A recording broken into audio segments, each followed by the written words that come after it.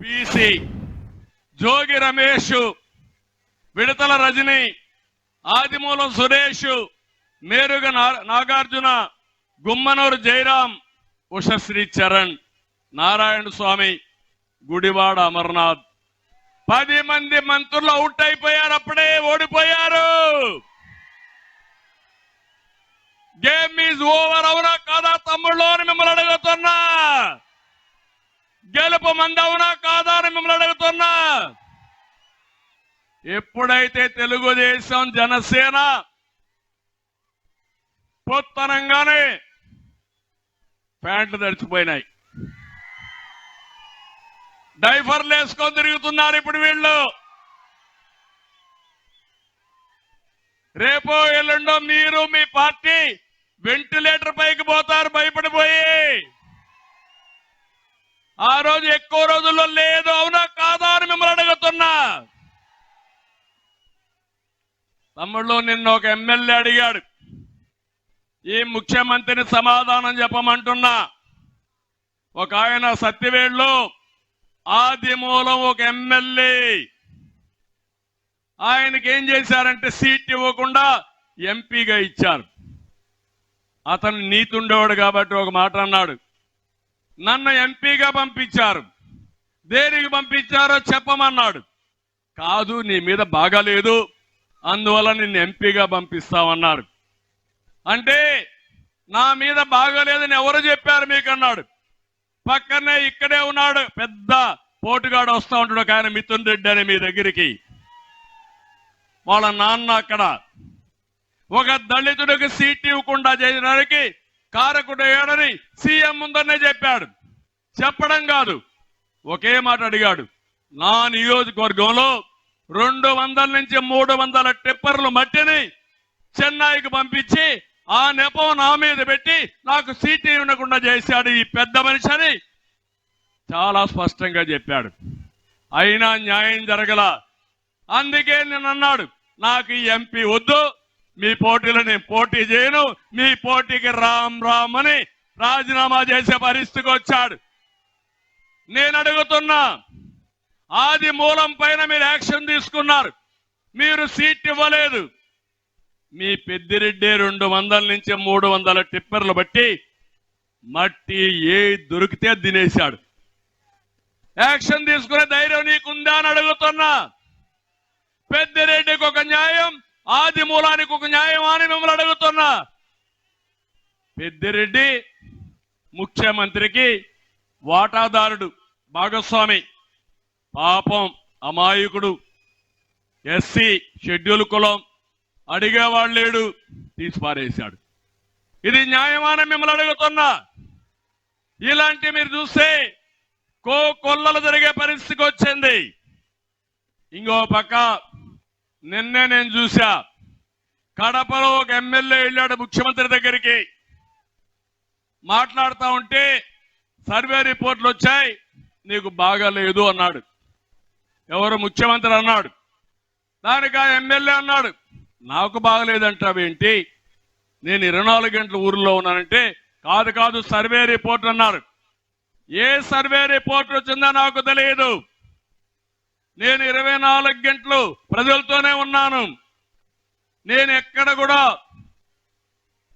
మర్డర్లు చేయలేదు, మర్డర్లు చేసిన వాళ్ళని సపోర్ట్ చేయలేదు, నీ ఇష్టం వచ్చింది చేసుకోమంటే ముఖ్యమంత్రి కోప్పడితే ఒకే మాట చెప్పాడు, హోల్సేల్ గా రాష్ట్రంలో అవినీతి జరుగుతా ఉందని దేశం అంతా చెప్పుకుంటా ఉంది, నువ్వు నా మీద మాట్లాడతావని చెప్పి బయట వచ్చాడు.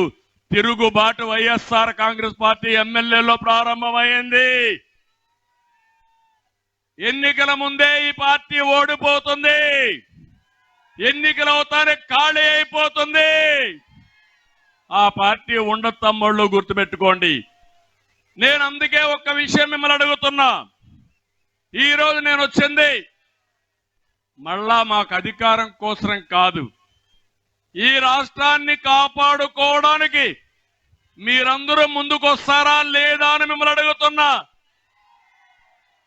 నిన్న ఒక్కరోజే 4 సంఘటనలు మీరు చూశారు. ఒక ఆడబిడ్డకు రక్షణ లేదు, ఒక వ్యక్తి ప్రజాస్వామ్యంలో ఇష్టమైన పార్టీలో పనిచేయడానికి వీలు లేదు. బానిస జీవితాన్ని గడపాలి. ఒక ఎస్సీకి న్యాయం జరగదు. ఇంకొక పక్క ఒక అమ్మాయికి అరాచకంగా నడి రోడ్లో కోరిక తీర్చలేదని ఇష్టానుసారంగా చేసి అడిగే నాదుడు లేడు.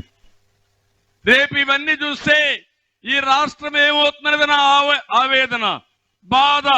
అందుకే చెప్తున్నా, ఈ రాష్ట్రాన్ని కాపాడుకోవడానికి మన పిల్లల భవిష్యత్తు కోసం నేను వచ్చా. ఆశీర్వదిస్తామని గట్టిగా చప్పట్లు కొట్టి సమర్థించండి. అందుకే రా కదిలిరా పిలిపించాను. ఇది ఒక్కరి కార్యక్రమం కాదు, 5 కోట్ల మంది కార్యక్రమం. నిన్నే అంటున్నాడు స్టార్ క్యాంపెయినర్స్ ఎవరు లేరని. నీకెవ్వరు ఉండరు. 5 కోట్ల మంది కూడా ముక్త కంఠంతో సిద్ధంగా ఉన్నారు నిన్ను దించడానికని మరొక్కసారి ఈ సమావేశంలో హెచ్చరిస్తున్నా. తమ్ముళ్ళు, నేను అడుగుతున్న ఎక్కున్నారు చాలా మంది యువత. ఏం తమ్ముళ్ళు, ఉద్యోగాలు వచ్చాయా? జాబ్ క్యాలెండర్ వచ్చిందా? డిఎస్సి పెట్టాడా? ఎవరికైనా ఉద్యోగం వచ్చిందా? ఆ రోజు ఏం చెప్పాడు? 5 ఏళ్ళు అయిపోయింది, ఇప్పటికి కూడా ఒక ఉద్యోగం ఇవ్వాలా? ఇచ్చాడా అని అడుగుతున్నా మిమ్మల్ని. కానీ ఉద్యోగం అడిగిన వాళ్ళకి గంజాయి ఇస్తున్నాడు. గంజాయి దొరకని ప్లేస్ ఏదైనా ఉందా అని మిమ్మల్ని అడుగుతున్నా. గంజాయి వల్ల మన పిల్లలు నాశనం అయిపోతారని ఆ రోజు మేము పోరాడాం. గట్టిగా పోరాడితే తెలుగుదేశం పార్టీ ఆఫీసు పైన దాడి చేశారు, నా ఇంటి పైన దాడి చేశారు. ఎందుకంటే నా బాధ, ఆవేదన, ఒక్కసారి గంజాయికి అలవాటు పడితే ఆ పిల్లలు మన చేతుల్లో ఉండరు, ఇది అన్యాయం అని గట్టిగా మాట్లాడితే అది చేయకుండా ఇష్టానుసారంగా ప్రవర్తించే పరిస్థితికి వచ్చారు. ఇప్పుడు రాజమండ్రిలో చూస్తున్నా, మన నాయకులు చెప్తున్నారు గంజాయి ఎక్కడ కావాలంటే అక్కడ దొరుకుతా ఉంది. ఆకుకూరలు దొరకవు కానీ గంజాయి మాత్రం అన్ని దిక్కడ దొరికే పరిస్థితికి వచ్చింది. మనం గంజాయి వేసుకొని ఆకుకూర కింద వంట చేసుకోవాలి. ఇప్పుడు ఏంటి అన్యాయం? ఇంకో పక్కన మీరు చూస్తే వీళ్ళకి అదనంగా బ్లేడ్ బ్యాచ్ ఒకటి వచ్చింది. బ్లేడ్ బ్యాచ్, గంజాయి బ్యాచ్ రెండు కలిసి అరాచకాన్ని సృష్టించే పరిస్థితికి వచ్చారు. నేను అందుకనే మిమ్మల్ని అందరినీ ఒకటే కోరుతున్నా ఈరోజు, తమ్ముళ్ళు, మళ్ళీ మీకు ఉపాధి కావాలంటే, మీ భవిష్యత్తు బాగుండాలంటే జనసేన తెలుగుదేశం పార్టీని బలపరచండి. ప్రతి సంవత్సరం 4 లక్షల ఉద్యోగాలు, 5 ఏళ్లలో 20 లక్షల ఉద్యోగాలు ఇప్పించే బాధ్యత నాదని మీ అందరికి హామీ ఇస్తున్నాం, మాదని మీ అందరికి హామీ ఇస్తున్నాం. ఇదే కాదు, ఉద్యోగం వచ్చే వరకు 3,000 రూపాయలు నిరుద్యోగ భృతి ఇస్తాం. వర్క్ ఫ్రం హోమ్, ఎక్కడికి పోవక్కర్లా, మీ ఇంట్లో మీరు కూర్చొని పనిచేసే విధానానికి శ్రీకారం చుడతాం. ఇంట్లో బోరు కొడితే నేరుగా మండల హెడ్ క్వార్టర్లో ముఖ్యమైన గ్రామంలో వర్క్ స్టేషన్లు పెడతాం. అక్కడ పని చేసుకొని ఇంటికి రావచ్చు. ఇంకా అవసరమైతే హైదరాబాద్ పోవచ్చు, అమెరికాకు పోవచ్చు. అది చేసే బాధ్యత మాదని చెప్పి నేను మీ అందరికీ తెలియజేస్తున్నా. యువత సిద్ధంగా ఉన్నారా అని మిమ్మల్ని అడుగుతున్నా. 72 రోజుల కౌంట్ డౌన్ ప్రారంభమైంది. సైకిల్ ఎక్కండి, గ్లాసు పట్టుకోండి, తెలుగుదేశం జనసేన జెండాలు పట్టుకోండి, ఇంటింటికి వెళ్ళండి, ప్రజల్ని మెప్పించండి, వాస్తవాలు చెప్పండి. మీ భవిష్యత్తు బంగారు భవిష్యత్తు చేసే బాధ్యత మాదని మరొక్కసారి యువతకు పిలిపిస్తున్నా. తమ్ముళ్ళు, ఇక్కడ వ్యవసాయం ఏమైనా బాగుందా అని మిమ్మల్ని అడుగుతున్నా. ఏ రైతైనా బాగున్నాడని అడుగుతున్నా. వ్యవసాయ శాఖను మూసేశారు, ఇంకో పక్క ఇరిగేషన్ రివర్స్ చేశారు. అక్వా రైతు, హార్టికల్చర్ రైతు, అగ్రికల్చర్ రైతు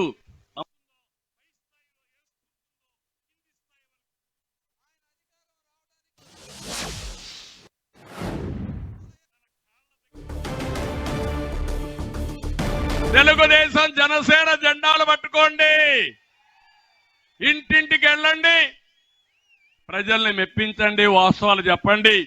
మీ ప్యాడీ పండించాలి, వరిధాన్యం పండిస్తాం, కానీ తినే అలవాట్లు మారుతున్నాయి, దీనికి అనుగుణంగా మన పంటలు మార్చుకోవాలని ఆ రోజు నేను ఆలోచించాను. అందుకే మీరు ఈరోజు చూస్తే పామాయిల్ రాష్ట్రంలో ప్రవేశపెట్టింది మన నాయకుడు ఎన్టీ రామారావు గారు అనే విషయం మీరు గుర్తుపెట్టుకోవాలి. వాణిజ్య పంటలకు ఎక్కువ ప్రాధాన్యత ఇచ్చాం. ఒక పక్క అక్వా పెద్ద ఎత్తున సాగు చేశాం, రాయలసీమలో పండ్ల తోటలకు ప్రాధాన్యత ఇచ్చాం. ఈ దుర్మార్గుడు వచ్చి మొత్తం ముంచేసే పరిస్థితికి వచ్చాడు. వరి ధాన్యం కొనే నాదుడు లేడు. వర్షాలు పడతా ఉంటే గోతాలు ఇవ్వలేరు, సంచులు ఇవ్వలేరు, కానీ ఇష్టానుసారంగా మన మీద దాడులు చేసే పరిస్థితికి వచ్చారు. ఎక్కడ కూడా సబ్సిడీ రావడం లేదు, గిట్టుబాటు ధర లేదు. ఇలాంటి చూస్తే దేశంలోనే ఎక్కువ అప్పుండే రైతాంగం మన రాష్ట్రంలో ఉన్నారు. దేశంలో ఆత్మహత్యలు ఎక్కువ చేసుకున్న రాష్ట్రంలో మన రాష్ట్రం ఉంది. నేను ఒకటే హామీ ఇస్తున్నా మీ అందరికీ, మళ్ళీ మంచి రోజులు వస్తాయి, రైతు రాజ్యం వస్తుంది, రైతుకు న్యాయం చేసే బాధ్యత మాదని మరొక్కసారి రైతులందరికీ హామీ ఇస్తున్నా. దుర్మార్గుడు ఎంత ఇదంటే పక్కనే పోలవరం ఈ రాష్ట్రానికి ఒక వరం. 72% పూర్తి చేశా. అలాంటి దాన్ని ఎత్తకపోయి గోదావరిలో కలిపేశాడు. డయాఫామ్ వాల్ పోయింది, కాఫర్ డ్యాములు పోయినాయి, గైక్ బండ్ పోయింది. ఎప్పుడవుతుందో తెలియదు, అగమ్య గోచరం. అదే తెలుగుదేశం పార్టీ అధికారం ఉండుంటే 2019లో సంవత్సరంలో అయ్యే పనిని సర్వనాశనం చేశాడు. ఇది చాలా బాధాకరం. ఇంకో పక్క రైతులందరికీ, ఇక్కడే ప్రజలకు కూడా చెప్తున్నా, ఏం తమ్ముళ్ళు కరెంటు ఛార్జీలు పెరిగాయా లేదా అని మిమ్మల్ని అడుగుతున్నా, పెరుగుతూనే ఉన్నాయా లేదని మిమ్మల్ని అడుగుతున్నా. ఎన్నికల ముందు ఏం చెప్పాడు? కరెంటు ఛార్జీలు పెరగవని చెప్పాడా లేదా అని మిమ్మల్ని అడుగుతున్నా. 9 సార్లు పెంచారు, 56,000 కోట్ల రూపాయలు పెంచారు. 5 ఏళ్లు ఒక్క పైసా పెంచకుండా నాణ్యమైన కరెంట్ ఇచ్చిన పార్టీ తెలుగుదేశం పార్టీ. సంస్కరణలకు నాంది పలికిన పార్టీ తెలుగుదేశం పార్టీ. మళ్ళీ హామీ ఇస్తున్నా, మళ్ళీ మీ అందరికీ కరెంటు ఛార్జీలు పెంచకుండా నాణ్యమైన కరెంట్ ఇచ్చే బాధ్యత జనసేన తెలుగుదేశం పార్టీ తీసుకుంటామని చెప్పి కూడా మీకు తెలియజేస్తున్నా. ఇప్పుడు మీరు ఒకసారి చూస్తే సోలార్ విండ్ వచ్చింది. దీనివల్ల ఖర్చు తగ్గాలి, పొల్యూషన్ పూర్తిగా తగ్గుతుంది, వాహనాలు కూడా ఎలక్ట్రిసిటీతో వాహనాలన్నీ వచ్చే పరిస్థితికి వచ్చాయి. ఇలాంటి మంచి రోజుల్లో వినూత్నంగా ముందుకు పోవాల్సిన ప్రభుత్వం అవినీతికి పాల్పడి కరెంటు ఛార్జీలు పెంచి మీ నెత్తిన భారవేసే పరిస్థితికి వచ్చారు. నేను అందుకనే మీ అందరికీ హామీ ఇస్తున్నా, మళ్ళీ సోలార్ విండ్ ఎనర్జీ ఉత్పత్తి చేస్తాం. మీ పొలంలోనే మీరు కరెంట్ ఉత్పత్తి చేసుకుని మీకు ఎంత కావాలో కరెంటు ఉపయోగించుకుని మీకు మిగులుంటే డిపార్ట్మెంట్కి ఇచ్చి తద్వారా మీ ఆదాయం పెంచే మార్గం కూడా నేను చూస్తున్నాను. అది కూడా చేస్తామని చెప్పి కూడా నేను మీకు తెలియజేస్తున్నా. ఇంకో పక్కన అడుగుతున్నా ఇక్కడ వాళ్ళందరినీ, బాధుడే బాధుడు, మామూలు బాధుడు కాదు, పన్నులు బాధుడితో పేదల రక్తం దాగే మాయగాడి జగన్. అన్నా క్యాంటీన్ కట్ చేశాడు, పండుగ కానుకలు కట్ చేశాడు, పెళ్లి కానుక కట్ చేశాడు, చంద్రన్న బీమా కట్ చేశాడు, బెస్ట్ అవైలబుల్ స్కూల్స్ కట్ చేశాడు, ఫీజు రీఎంబర్స్మెంట్ కట్ చేశాడు, రైతు సబ్సిడీలు కట్ చేశాడు. 1-2 కాదు, 100 కార్యక్రమాలు నేను ఇచ్చేటన్ని కట్ చేసి ఈరోజు ఏకంగా మీరు చూస్తే పేదవాళ్ల ద్రోహిగా మిగిలిపోయే పరిస్థితికి వచ్చాడు. ఇప్పుడు మాట్లాడుతున్నాడు నవరత్నాలని. జగన్ అవునా కాదా అంటే బ్రాండ్ మాత్రం జగన్ బ్రాండ్లన్నీ వచ్చే బూమ్ బూమ్ అంట, ప్రెసిడెంట్ మెడల్ అంట, స్పెషల్ స్టేటస్ అంట. నాకే అర్థం కాల ఈయన ఇంత ఇన్నోవేషన్ ఎట్లా వచ్చిందో. సావు తెలివి, ఇలాంటి అడ్డదారిలో మాత్రం బ్రహ్మాండమైన తెలివైన వాడు.